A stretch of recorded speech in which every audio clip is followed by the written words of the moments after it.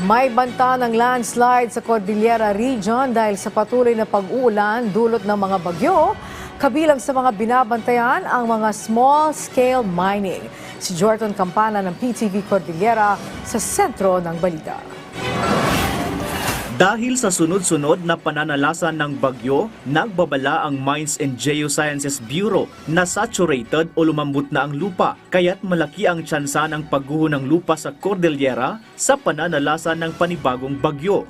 Ayon sa MGB, mahigit 9 na barangay sa rehiyon ang may banta ng landslide at pagbaha. Pinakamarami sa Benguet na 239, pumapangalawa ang Abra na 174, Ifugao na 156, Mountain Province na 129, Apayao na 124, at Kalinga na 104 barangays. Kaya ang apila ng MGB, ihinto muna ang lahat ng small-scale mining activities sa Cordillera ngayong sunod-sunod ang sama ng panahon. We advise them na wag nang pumasok sa mga kanila lugar na pinagtatrabahuan nila kasi nga di natin masabi na yung sama ng panahon is talagang may epekto sa mga lugar na pinagtatrabahuan nila.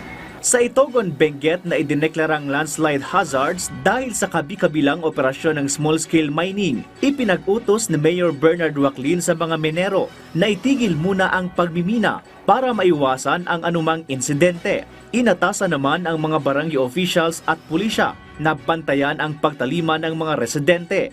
Lahat ng Itogon na sinasakupan na yung small scale ang trabaho nila, sana mag-ingat po sila.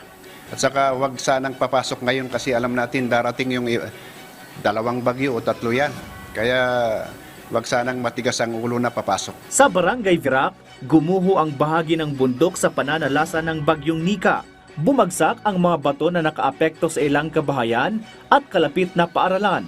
Nagbayanihan naman ang mga residente upang alisin ang mga bato at gumuhong lupa sa bahagi ng ilog upang maiwasan ang mas malalang pinsala. Samantala, patuloy ang pamamahagi ng mga tulong ng Department of Social Welfare and Development sa mga pamilyang naapektuhan ng sunod-sunod na bagyo. Nakapagbigay na ang ahensya ng higit 2.30 million pesos ng humanitarian assistance habang higit 94 million pesos naman ang kanilang available relief resources para sa magiging epekto ng bagyong Pipito. Aabot na kasi sa higit 8,000 pamilya o 24,000 katao ang apektado ng magkasunod na bagyong Nika at Ophel. Halos 300 bahay na rin ang sinira ng bagyo.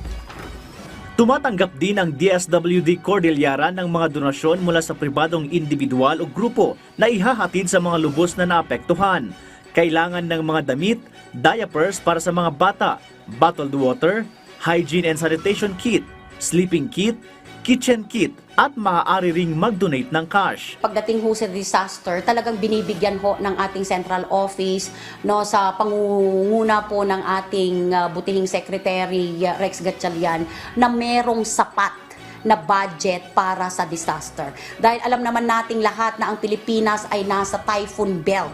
Kasunod naman ang pagdeklara ng state of calamity sa Apayao, alok ng Pag-ibig Fund Cordillera ang kanilang calamity loan sa mga miyembro, lalo na sa mga nasiraan ng bahay. 5.95% ang annual interest rate ng calamity loan ng ahensya. Pwede ho silang mag-apply ng calamity loan. So since ang Apayao ay covered ng Region 2, so pwede silang pumunta directly sa Tugigaraw office namin. Pero since ang Pag-ibig ay file anywhere, we can accommodate here in Baguio branch.